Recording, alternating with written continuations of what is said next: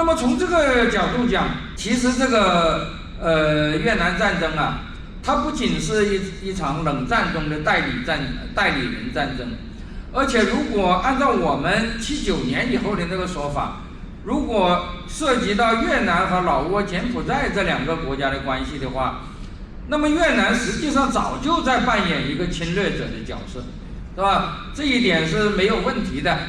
那个对于柬埔寨而言，当时的西哈努克政府对北越在胡志明小道沿线地区的那种渗透，是吧？实际上是持一种既不满又妥协的态度，因为当时的西哈努克，他也要跟中国和苏联发展关系，而苏联和中国要求他允许胡志明允许北越利用他的领土来干这些事。西哈努克本人是基本上是半推半就的，但是西哈努克政府中的很多人对此是非常反感的，是吧？所以最后就导致了那个1970年的那个朗诺政变。那么朗诺政变以后，西哈努克被推翻，成立了所谓的高棉共和国。那么高棉共和国当然就是旗帜鲜明的认为那是北越在侵略他们，是吧？当时北越，当时那个柬埔寨东部的那几个省基本上是在北越的控制之下，而且如果说70年以前的西哈努克还有点半推半就的话，70年以后到75年，是吧？那么当时的柬埔寨当局就是所谓的朗诺政权，那当然是完全认为那是越南在对他们发动侵略，而老挝王国政府当然也是从始到终都是对越南在这个下辽地区的胡志明小道的这种做法是很不满的。我在那个车上也讲过嘛，是吧？当时中国承认的老挝王国政府的军队就是老挝的王家军队，是吧？或者用我们以前的报纸上经常提到的，就是老挝的中派老挝有3派力量，是吧？左派就是亲北越的巴特辽，或者说老挝爱国阵线，右派就是富米文翁集团就是在下辽地区的亲西方的那个势力，是吧？那么这个是左右两派，但是他们都是不是主流的。那么主流就是老挝王国，以驸马亲王为首的老挝王国政府，是吧？他也有部队，那么他也是把越南当作侵略者的，是吧？所以我觉得这个关于越南战争整体的性质我们可以按照我们以前的那个看法，把它看作侵略战争，就是美国侵略越南。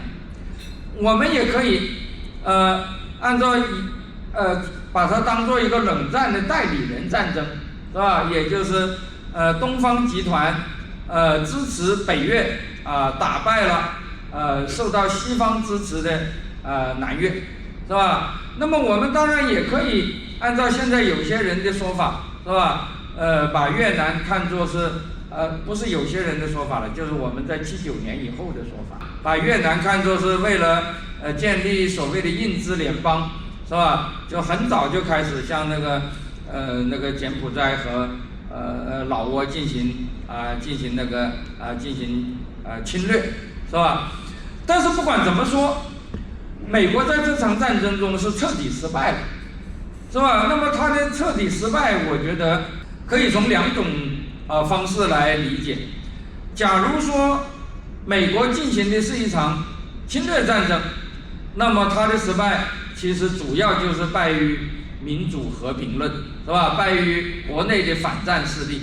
那么假如北越方面是进行的是一场侵略战争，是吧？因为美国干预越南战争的理由就是说干预朝鲜战争的理由是一样的，是吧？认为这个北方违背了国际协议向南发动侵略，是吧？那么一开始是向南发动侵略，后来又开始向老挝和那个柬埔寨，是吧？发动侵略。后来大家知道，在70年以后，那个越南战争就变成了印度支那战争，是吧？这个战争不仅在越南进行，还蔓延到了柬埔寨和老挝。假如说越南方面，是是吧？或者说是包括支持越南的这个东方阵营方面，假如说这是一场侵略战争，侵略的这一方就彻底失败了。那么失败是怎么一回事呢？实际上就是我们今天在乌克兰看到的，是吧？就是所谓的绥靖主义。所以我经常讲啊，绥靖主义和民主和平论，一个是褒义词，一个是贬义词，但是它所指的事情其实是同一件事，是吧？假如这个战争是美国应该参与的，是吧？那么他应该参与，他又由于那个他内部的体制啊，各种各样的原因呢，是吧？优柔寡断，虎头蛇尾，是吧？结果导致了一场大悲剧。那么这场大悲剧就是绥靖主义的悲剧。那么假如美国扮演的是侵略者的角色，是吧？那么最终使得美国停止侵略的主要的力量，其实也不是那个美国在军事上遭到了什么致命的失败，而是像民主列强这种国家，他们是付不起侵略的这个成本的，是吧？侵略成本稍微大一点他们就打不下去了。那么总的来讲，我们如果纯粹从军事角度去看那个越南战争其实大致上可以分为这几个阶段，是吧？从1954年到那个1964年那个战争基本上是那个北方向南方渗透在南方发生那种所谓的局部战争或者说有限战争，而这个时候当然已经存在着胡志明小道了，是吧？我前面已经讲过，胡志明小道起源于1959年的。那么这个时候，北越的部队在南越就是已经有相当广泛的存在而且当时南越是对他们是没有什么办法的。那么这个当然也和南越当时的情况有关，因为南越在1963年以前的吴廷艳政权是一个天主他们的统治者都是天主教徒，跟越南南方本身的传统有相当大的矛盾尤其是跟佛教徒有很多的冲突。那么另一方面，这个吴廷艳本人又是一个比较独裁的人，是吧？实际上几乎所有这些冷战时候亲西方的这政权我们都可以用当时的民主党派对蒋介石的一个评价，叫做民主无量，独裁无党。就是说，如果他真的能够通过民主政治获得当地人们的支持那个高度的支持，他可能不会像后来那样失败。但是如果他像共产党那样就是完全就撕破脸实行一党专政，是吧？集中力量干大事，那他也能够打赢这场战争，是吧？但是如果你两边都做不到，是吧？你独裁你又独裁不起来，你民主你又不愿意跟那个，你又不能跟那个反对派，是吧？形成一种民主政治上的互动，那当然你内部就会有很大的问题。当时美国也是看到这种情况，是吧？所以实际上在1963年，那个美国是在这个现在大家应该已经都是公认的，是吧？1963年南越发生政变，我们到那个胡志明市也会看到当时的所谓的独立宫就是总统宫，当时是被飞机轰炸过的，吴廷艳政权给推翻了。推翻以后，南越先后上台了什么杨文明阮庆阮文绍是吧？可以说美国希望在南越建立一个民主政权，实际上他获得了部分的成功，因为到了阮文绍那个时期如果要说独裁的话，是吧？阮文绍要比那个吴廷艳，是吧？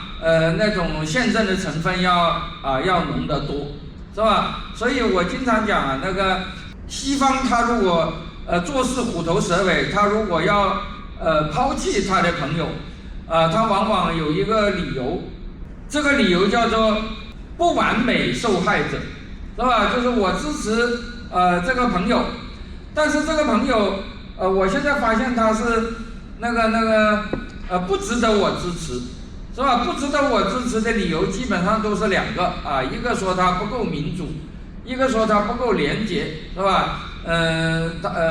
腐败，独裁，是吧？对蒋介石、对李承晚、对什么什么，几乎都是这样子的。这种说法有没有道理呢？我觉得对于那种民主无量、独裁无胆的政权而言，这种指责当然是有道理的。但是问题就在于，如果真的要讲独裁和腐败，吴廷艳政府要比阮文绍政府时期那个独裁得多，也腐败得多。而美国在吴廷艳政府时期，全面参与这个支持南方，是吧？但是你到了75年的时候，你又把南方给抛弃了，是吧？如果你要讲独裁和腐败，难道那个时候的南方要比，是吧？要比那个吴廷艳政府更独裁、更腐败吗？当然不是的。所以我觉得这个其实就是有一个绥靖主义的一个很重要的理由，就是这个完美受害者理论，是吧？我要支持受害者，那这个受害者必须是很完美的，是吧？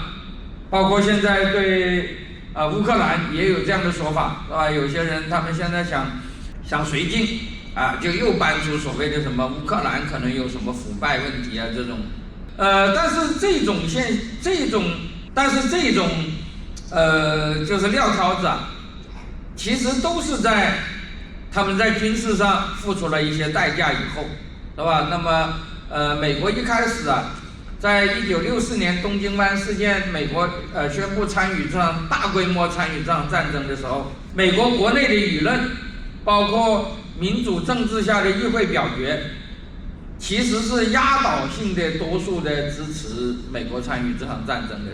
应该说，在二战以后，大概历次美国卷入这种战争都是这个样子的，包括朝鲜战争、越南战争、阿富汗战争、伊拉克战争都是这样，是吧？当初卷入的时候都是议会以压倒的多数，而且那个东京湾事件决议案在议会中表决，那个优势好像我的印象是我在文章中也曾经提到过，好像只有2票反对，是吧？就是参众两院都以压倒性的多数通过支持美国参与这件事情，是吧？但是这个战争一旦延长，是吧？伤亡一旦增加，美国国内就会出现那个反战的声音，而且这个反战的声音会越来越大，是吧？那么1968年的西山战争西山战役就是我们刚刚去看过的，是吧？虽然美国其实是顶住了北越的攻势，是吧？守住了西山，而且也没有中那个北越军队的那个所谓的围点打援的那个圈套，是吧？因为当时北越军队在西山一方面出动了，一开始是17000，是吧？后来逐渐增加到几万人去围攻西山基地。另一方面，他们组织了几万人在那个9号公路沿线准备打援，是吧？准备打击那个美国的援兵，是吧？但是美国在整个西山战役中没有出动什么援兵，没有出动什么地面援兵，是吧？完全采取大规模空中支援的方式，是吧？所以我们看到那个塔公机场是这场战役的最重要的一个地点，就和这个有关，是吧？当时的应该说越南战争是人类第一次大规模使用机降，是吧？就是使用那个直升机和那个运输机，是吧？使用机降的办法来进行那个空中补给，是吧？空中增援那么实际上它是守住了西山的，但是68年这场战役的伤亡比较大，结果就导致美国方面就是美国国内方面就要求美军撤出西山基地，是吧？那么这个当然是实际上就等于是美国在战术上取得了胜利，但是在战略上实际上是把西山就撤守了。那么撤守以后，当然胡志明小道就更加畅通无阻了。在这场战争，在这个68年前后实际上美国大量的干预以后实际上是在越南战争中一度扭转了局势的因为68年从64年到68年是北方的那个进攻不断的加剧的一个阶段，是吧？68年尤其是新春攻势那是他通过那个胡志明小道的渗透以后，在整个越南南方全面开花，是吧？进攻西贡、岘港、顺化，68年的新春攻势，战斗最激烈的地方，流血最多的地方就是顺化，是吧？在顺化这个地方，包括王宫里头都爆发过激烈的战争都造成了上万人的伤亡，是吧？那么68年的新春攻势在顺化进行血战，到了72年就在广治进行血战，是吧？那个规模就更大那就是已经上10万人了，是吧？那么这些战争，其实在68年以后美国在这里征兵最多的时候征到50万，实际上是相当有效的压抑了这个北越在南越的这个势力，是吧？一度把北越在南越控制的那个地方压缩到了1/4或者1/3，是吧？但是在这个时候，美国那边就熄火了，是吧？就说那个美国地面部队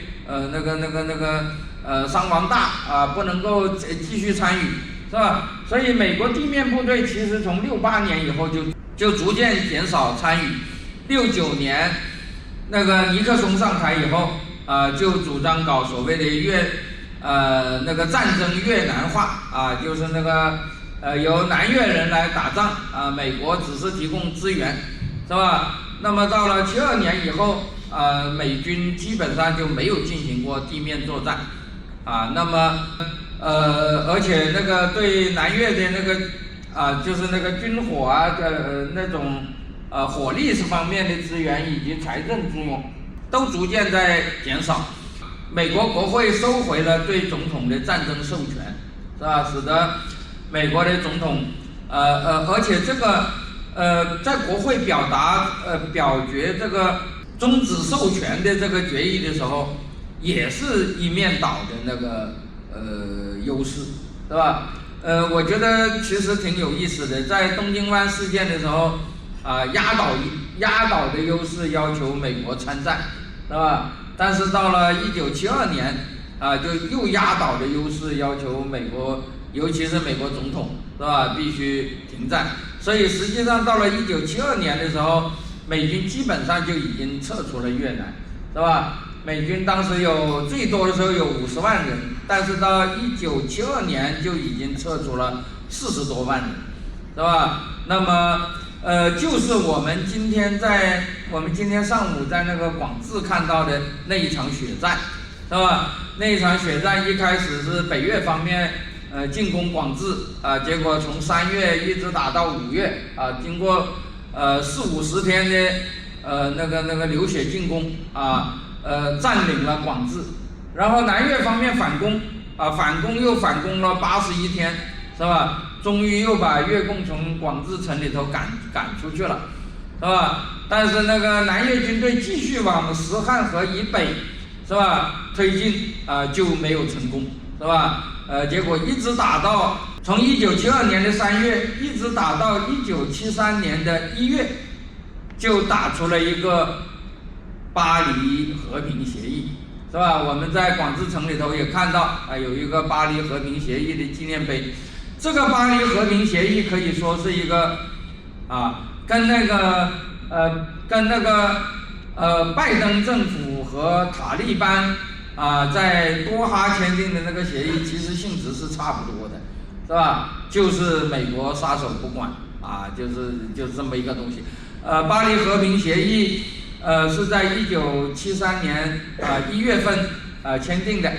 那么签订的那个内容大致上这么说吧，就是美国从越南全部走人，是吧？完全结束对越南的干预，但是对北越军队在南越的存在没有提出任何异议，是吧？也就是说，美国不管了，但是北越军队仍然在南越攻城略地，是吧？而且这个协议还把那个越南南方共和临时革命政府，就是北越在南方扶植的那个政权，也作为一方参与。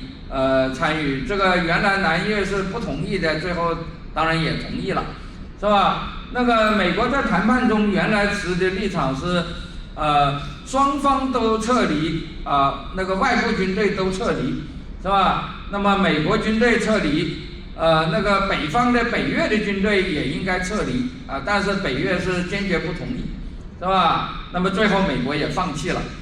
那么放弃第二个内容就是从这个协议签订以后就地停火，是吧？我觉得乌克兰现在可能也会面临这个问题。他签订了协议，说是就地停火，而且在60天内就解决那个什么战俘遣返什么这些问题。但是实际上从1973年1月这个巴黎协定签订的以后按照有些人的说法，就是其实连1个小时的停火都没有实现过，是吧？一直都是在打只不过就是美国就不管了。第三个就是北越方面承认南越，就是所谓的越南共和国，是吧？作为一个谈判对手。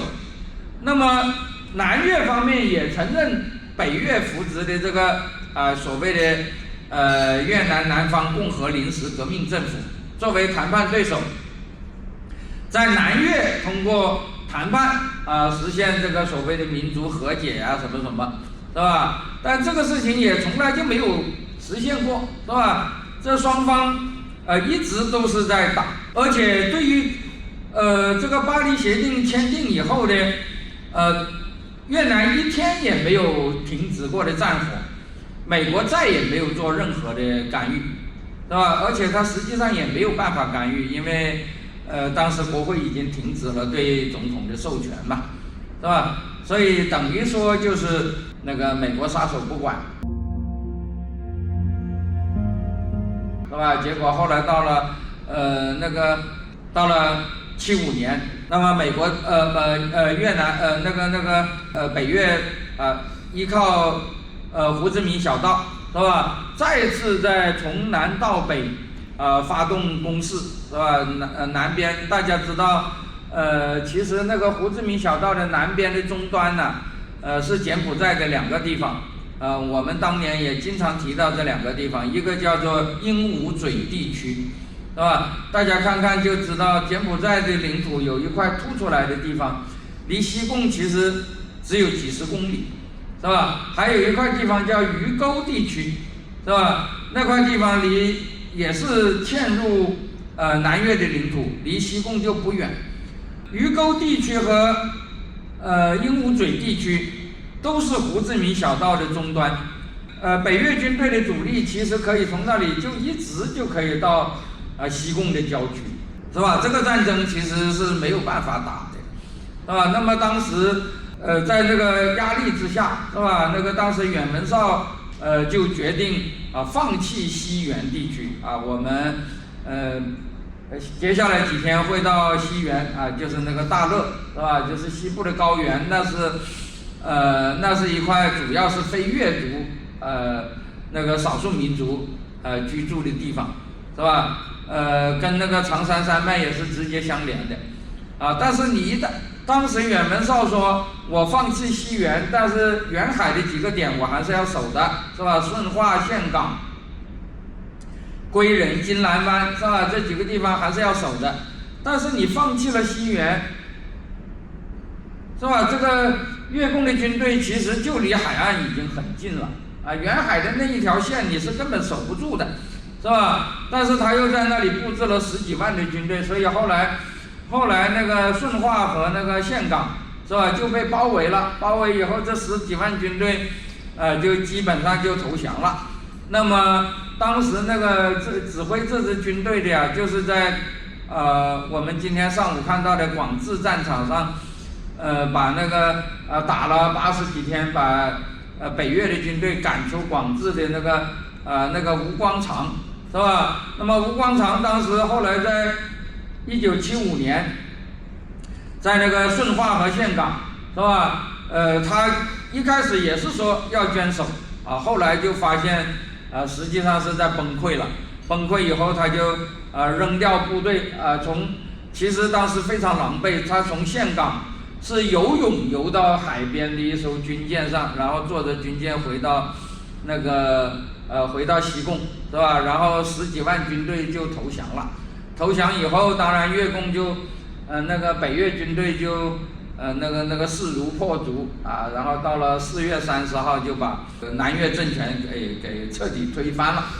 那么整体上讲啊，我觉得就是冷战中越南战争给人的教训就是的确是民主国家在从事战争中啊，它的确是有非常大的那个制度性的那种弱点，是吧？就是用贬义的说法就是绥靖主义，用褒义的说法就是民主和平论。这两者如果都是民主国家就不会发生战争，但是如果民主国家和那个非民主国家，是吧，同时存在的话，是吧，实际上是增加了这个战争的风险的。越南战争最后的结果，其实我认为是非常悲剧性的，是吧？因为那个越南战争从75年结束一直到90年代越南开始革新开放这10多年了，实际上是越南历史上一个非常之糟糕的时期。当然在南方出现了那个新政权的那种清算，是吧？包括对华人也包括对南越的各种那个所谓的原来南越的那些主流力量。当然实事求是的讲，那个越南的这种革命胜利以后的这种镇压，要比中国要缓和得多，是吧？杀人并不是太多但是把大量的这些南越政权的这些公务员什么都抓去农村去类似于劳教或者说是接受贫下中农再教育。当时那个在越南南方在北方建立了很多所谓的那个新经济区所谓的新经济区就是让他们去种田的，是吧？就是那个所谓的再教育营的那种性质的，是吧？当然也导致了几十万的越南的船民，而且越南当时的经济虽然战争停止了，但是经济甚至比战争时期还要糟糕，是吧？在那个80年代中国改革开放以后，是吧？越南当时是10年代越南进入了革新开放时期，是吧？那个情况才逐渐好起来。那么到了现在，当然越南已经成为一个新兴的正在崛起的一个制造业的大国了。从这里头我们觉得有很多是值得我们研究的地方那么大家现在有什么我们可以讨论的地方我们就进入一个互动环节。